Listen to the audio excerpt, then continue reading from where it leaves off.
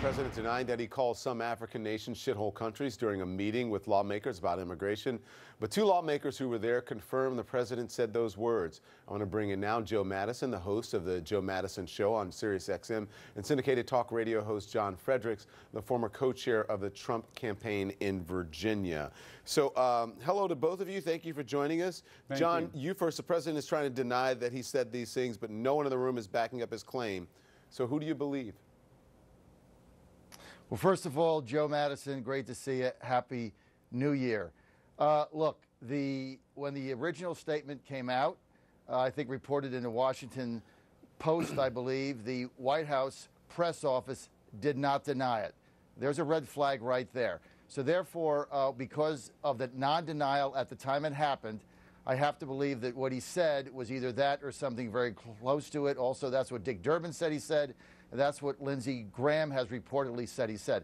So I don't think the words are in dispute. I think the interpretation of it is, and certainly, Don, you and I have a very different opinion on it. Yeah, I'm a we disagreed in our discussion believer last night. In Trump's agenda. Yeah, look, I am a true believer in the Trump agenda, in the America First policies, and in Trumponomics, which are playing out. What I know about him a these long comments, time. though? I understand what he makes. I don't think they were racist comments, and maybe I'm the only guy in America that believes this. I believe the president has an economic immigration policy that says open borders make no sense. We have to grow the economy. Okay. We have a glut of labor, and we need to bring people in that have economic merit. Joe, is he the only guy in America? No, he's not the only guy in America. There's a bunch of Klansmen and Nazis and neo-Nazis and white Joe, supremacists. Excuse me, did I interrupt you? Thank you. Who agree with you. John, you're a very smart person, but you said something very stupid just a moment ago. It is absolutely racist. There is no ifs, ands, buts about it. Here's a weekend in which we celebrate Martin Luther King Jr. Let me read something he said. We are tied together in a single garment of destiny, caught in an inescapable network of mutuality. We will either learn to live together as brothers and sisters, or we will perish together as fools. What Donald Trump said was foolish. And that's exactly what most people in America think. Now, you're not the only one who thinks the way you're thinking, but the reality is it was racist. And let me tell you something else, and I'll be very quick. I have a grandson whose father is from Kenya, and he's from the Luo tribe, which happens to be the tribe of former President Barack Obama.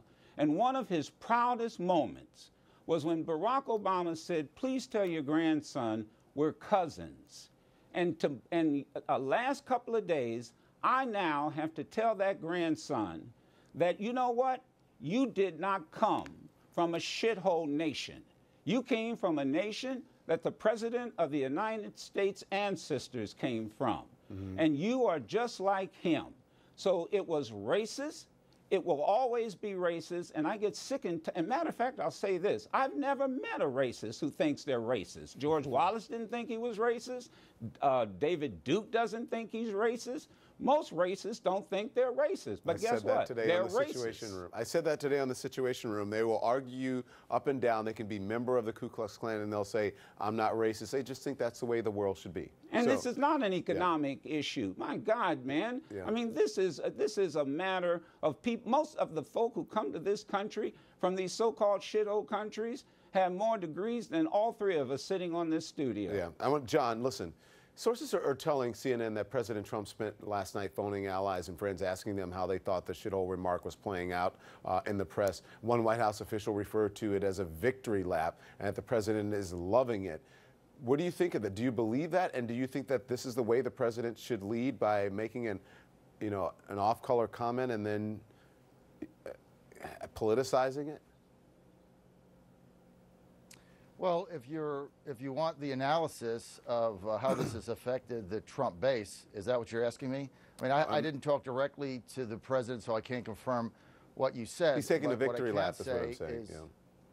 What I can say is that for the core Trump base in America, which cuts a lot more economic lines than the two of you gentlemen realize, and it also cuts race, this was a home run for them, because in 24 hours, the legacy media hysterical coverage of this has fired up their base to such an extent you're going to get a massive turnout in the 2018 midterms. And this is not about, and look, when people believe in an agenda of putting America first, what this president got elected on, and protecting American workers, Do you and I know we don't understand, agree, though, that you're saying I a see it massive economically. turnout to support racism?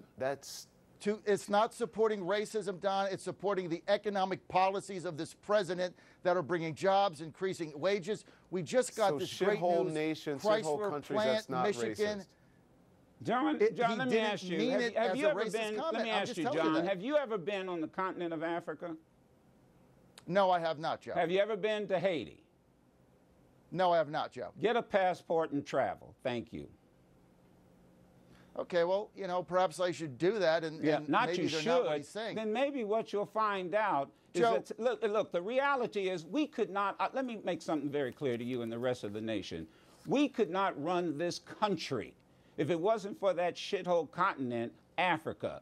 You wouldn't be able to drive your car. You might not even be able to have a cup of coffee.